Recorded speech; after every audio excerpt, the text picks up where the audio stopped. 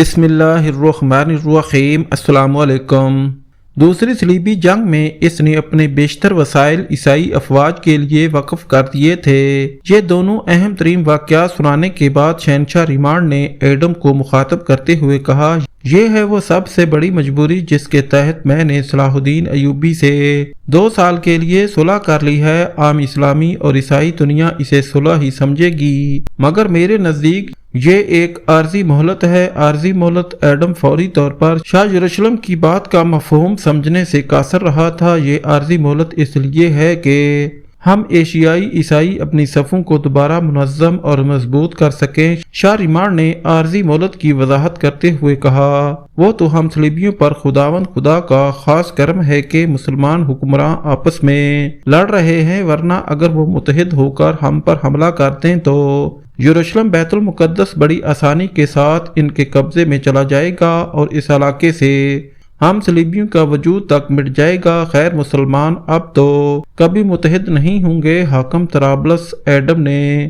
مسکراتے ہوئے کہا، ہم نے ان کی صفوں میں اتنی گہری درار ڈال دی ہے جو کبھی نہیں بھر سکے گی۔ ایڈم، اس غلط فہمی میں ہرگز نہ رہنا، ریمانڈ نے پرجوش لہجے میں کہا، ان کے پاس ایک خاص طلسم ہے جسے استعمال کر کے مسلمان ہاری ہوئی جنگ بھی جیت لیتے ہیں۔ کیا طلسم؟ ایڈم نے ایک بار پھر چونک کر کہا۔ اللہ اکبر کا نعرہ۔ شاہ یروشلم ریمانڈ نے جواباً کہا، یہی وہ طلسم ہے جو مسلمانوں کو کسی بھی وقت متحد کر سکتا ہے۔ سلطان نور الدین زنگی نے اس طلسم کے ذریعے دوسری صلیبی جنگ میں ناممکن اور ناقابل یقین فتح حاصل کی تھی۔ اگرچہ یہ مبالغہ آرائی ہے، لیکن میں نے تو اپنے ہم ازبوں کی زبانی یہاں تک سنا ہے کہ اس نعرے کے اثر سے مردہ مسلمان سپاہی بھی جی اٹھتے ہیں اور دوبارہ صلیبیوں کے خلاف جنگ شروع کر دیتے ہیں۔ یہ کہتے کہتے شاہ یروشلم ریمانڈ کے چہرے پر بھی خوف و ہراس کی جھلک نظر آنے لگی تھی۔ یہ تو مقدس باپ کی خاص رحمت ہے کہ سلطان نور الدین زنگی جلد ہی مر گیا اور اس کے تمام جانشین مسلمانوں کے اس مخصوص طلسم سے بے خبر ہیں، مگر سلطان کا غلام صلاح الدین ایوبی اس طلسم کا استعمال کر کے مسلسل فتوحات حاصل کر رہا ہے۔ بس مجھے اس سے خطرہ ہے خداوند خدا وہ وقت نہ لائے کہ والی مصر پورے عالم اسلام میں یہ طلسم پھونک دیں۔ حاکم طرابلس ایڈم ریمانڈ کی زبانی یہ انکشاف سن کر حیران ہی نہیں، بہت زیادہ پریشان بھی ہو گیا تھا۔ حالات کے اس پس منظر میں صلاح الدین ایوبی سے صلح کر لینا ایک مناسب اقدام ہی نہیں تھا، ایشیائی عیسائیوں کی اہم ترین ضرورت بھی تھا۔ میں شہنشاہ کی ذہانت و فراست کو سلام کرتا ہوں کہ آپ کے تدبر نے صلیبیوں پر ایک بہت ہی گراں وقت ڈال دیا۔ ایڈم نے شاہ یروشلم ریمانڈ کی عاقبت اندیشی اور پیش بینی کی تعریف کرتے ہوئے کہا، مجھے خوشی ہوئی کہ تم نے کسی جذباتی مظاہرے کی بجائے ہوش مندی کا ثبوت دیا۔ شاہ یروشلم ریمانڈ نے پرجوش لہجے میں کہا، میری آزمائش تو ختم ہوئی، مگر اب تمہارا سخت امتحان ہونے والا ہے۔ تم صلیب مقدس کے سائے میں طرابلس واپس جاؤ اور اس آگ کو عقل کے چھینٹوں سے بجھاؤ جو فیرینکس کے دلوں میں بھڑک رہی ہے، اور انہیں یقین دلا دو کہ مناسب وقت آتے ہی یہ معاہدہ توڑ دیا جائے گا اور اس کی ابتدا میری طرف سے ہوگی۔ ایڈم نے طرابلس واپس جا کر فیرینکس کے سالار آئرس کو اپنے محل کے ایک مخصوص کمرے میں بلا کر شاہ یروشلم سے ہونے والی گفتگو کی ساری تفصیلات ظاہر کر دی، سوائے ان باتوں کے جن کو پردہ راز میں رکھنے کے لیے ایڈم نے صلیب مقدس کی قسم کھائی تھی۔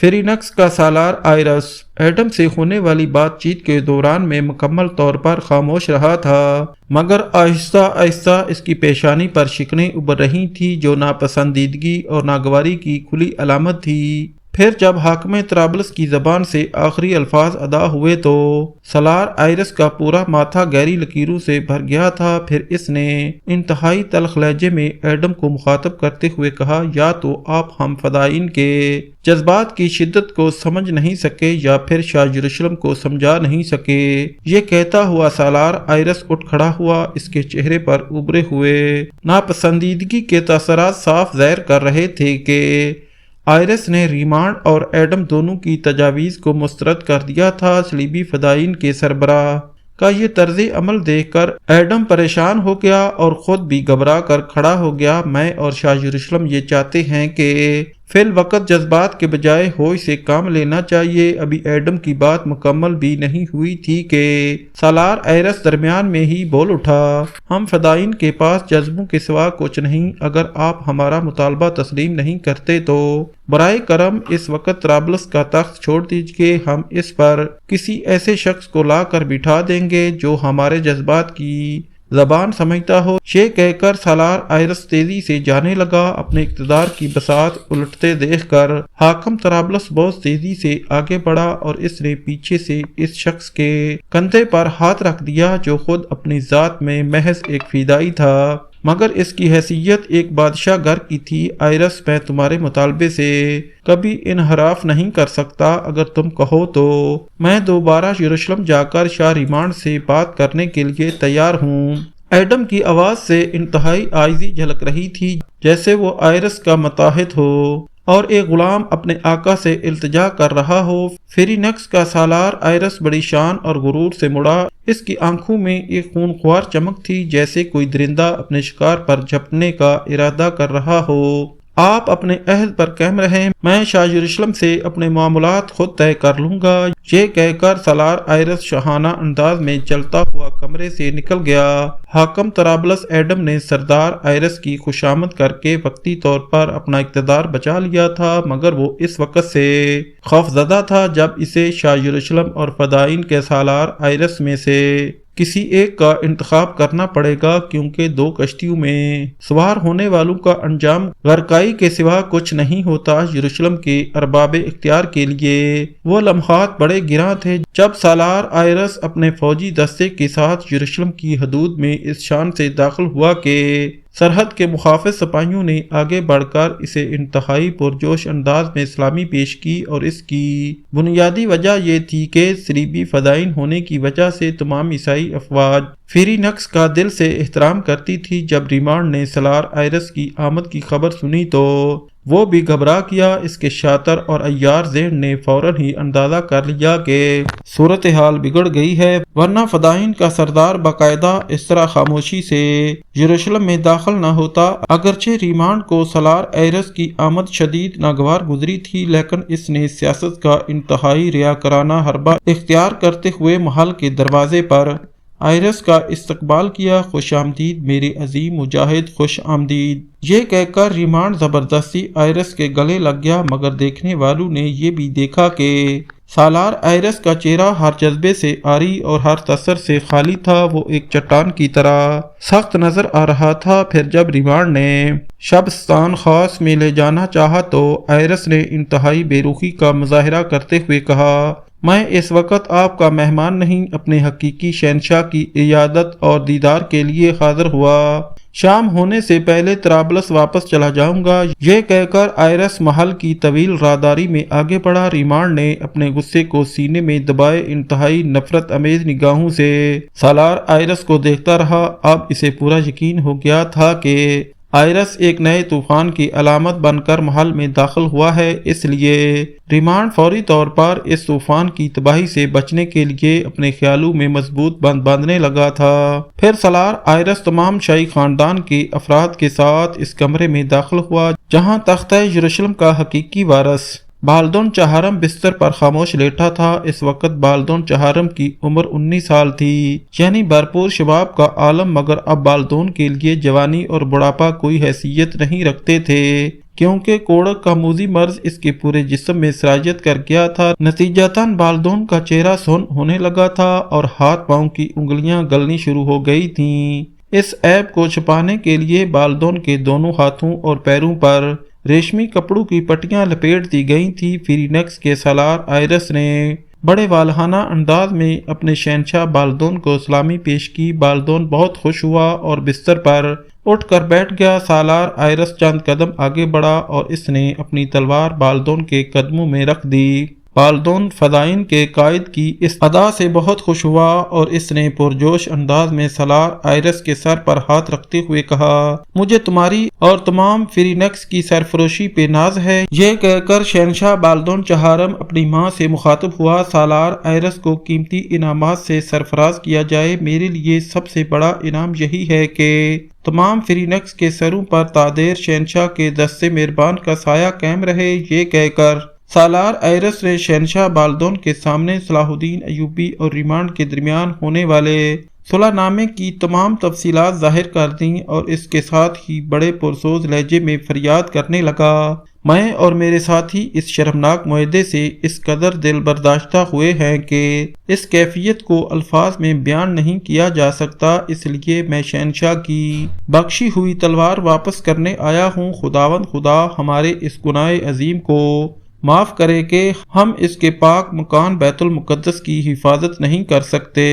سالار آئرس کی زبان سے ادا ہونے والے الفاظ کسی زلزلے سے کم نہیں تھے۔ شہنشاہ بالدون چہارم کے ساتھ شاہی خاندان کے تمام افراد پر کچھ دیر کے لیے سکتہ سا طاری ہو گیا، پھر جب کچھ دیر بعد سکوت کی یہ کیفیت زائل ہوئی تو شہنشاہ بالدون کی ماں نے سالار آئرس سے پوچھا، آخر اس ذلت و رسوائی کا ازالہ کیوں کر ہو سکتا ہے؟ اس صلح نامے کو چاک کر کے صلاح الدین ایوبی کے پاس بھیج دیا جائے۔ سالار آئرس نے ایک ایک لفظ پر زور دیتے ہوئے کہا، اگر ریمانڈ اپنے ہاتھوں سے یہ فریضہ انجام نہیں دیتا تو شہنشاہ اسے برطرف کر کے یروشلم کا نیا نگراں مقرر کریں جو صلیبیوں کی برباد شدہ عزت کو بحال کر سکے۔ پھر اس وقت ریمانڈ کو اسی کمرے میں طلب کر لیا گیا۔ ریمانڈ ایک شاطر تھا، اس نے سالار آئرس کے بچھائے ہوئے جال کو بڑی آسانی سے کاٹ دیا اور یہ کہہ کر اپنے آپ کو صاف بچا لیا، میں نے جو کچھ کیا عیسائیت کے مفاد میں کیا، اگر شہنشاہ کے نزدیک میری حکمت عملی غلط ہے تو میں اس کا ازالہ کرنا بھی جانتا ہوں۔ یہ کہہ کر ریمانڈ تیزی کے ساتھ کمرے سے نکل گیا۔ پھر جب وہ واپس کمرے میں آیا، اس کے ہاتھ میں صلاح الدین ایوبی سے کیے جانے والے صلح نامے کی دستاویز تھی۔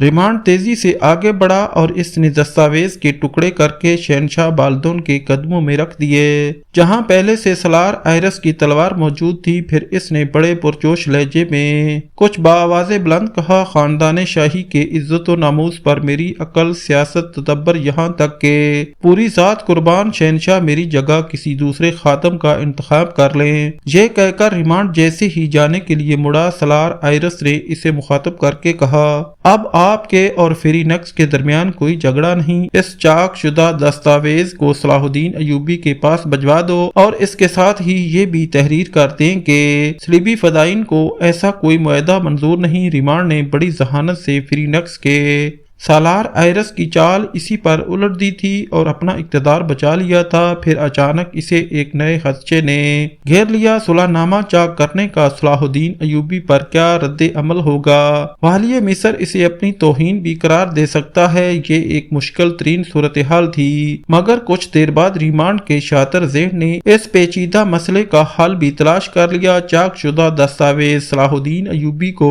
بھیجنے کی ضرورت ہی کیا ہے؟ ریمانڈ نے مسکراتے ہوئے خود کلامی کے انداز میں کہا، دستاویز کے یہ ٹکڑے تو شہنشاہ بالدون اور سالار آئرس کو مطمئن کرنے کے لیے کیے گئے تھے۔ اب والی مصر کو یہ کون بتائے کہ یروشلم کے محل میں کیا واقعہ پیش آیا تھا؟ یہ کہہ کر ریمانڈ نے ایک فاتحانہ کہکا لگایا۔ اس نے فیرینکس کے سالار کو ہر زاویے سے شکست دے دی تھی۔ اپنی اس کامیابی کی خوشی میں ریمانڈ نے جی بھر کے شراب پی اور سکون کی گہری نیند سو گیا۔ سالار آئرس کے منصوبے کو ناکام بنانے اور سیاسی چالیں سوچنے میں آدھی سے زیادہ رات گزر گئی تھی، اس لیے ریمانڈ دیر تک سونے کا ارادہ رکھتا تھا، مگر اس کی یہ خواہش پوری نہ ہو سکی۔ اچانک ریمانڈ کو محسوس ہوا کہ جیسے کوئی اسے جھنجھوڑ رہا ہے اور زور زور سے کہہ رہا ہے، اٹھو شہنشاہ، جلدی اٹھو۔ ریمانڈ کی نیند پوری نہیں ہوئی تھی، اس لیے وہ دوسری طرف کروٹ بدل کر سو گیا۔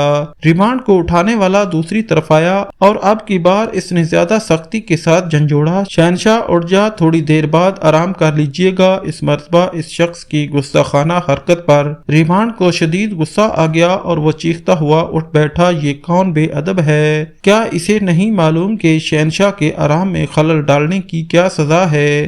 कच्ची नींद और शराब के असर से रिमांड की पलकें इस कदर बारी थी कि सामने खड़ा हुआ शख्स इसे एक साये की तरह नजर आ रहा था। ये मैं हूँ, आपकी बीवी रोजी अलेक्जेंडर। सामने खड़ी हुई एक खूबसूरत औरत ने कहा, जिसकी उम्र 21 साल से ज्यादा नहीं होगी। जबकि रिमांड अपनी जिंदगी के 50 साल गुजार चुका था, तुम किसी और वक्त नहीं आ सकती थी। रिमांड ने अपनी बीवी को इस तरह डांटते हुए कहा जैसे महल की किसी कनीज ने इसके आराम में खलल डाल दिया हो। मुझे आपसे कोई काम नहीं। रोजी अलेक्जेंडर का लहजा इंतहाई और नफरत अमेज था। इस तलखी और नफरत की बस एक ही वजह थी कि इसने एक यतीम लड़की के साथ शादी करके इसकी जिंदगी तबाह कर दी थी। रोजी खुद भी एक काउंटर नवाब की बेटी थी, मगर इसके माँ बाप मर चुके थे। नाजरीन, आज की वीडियो यहाँ खत्म की जाती है।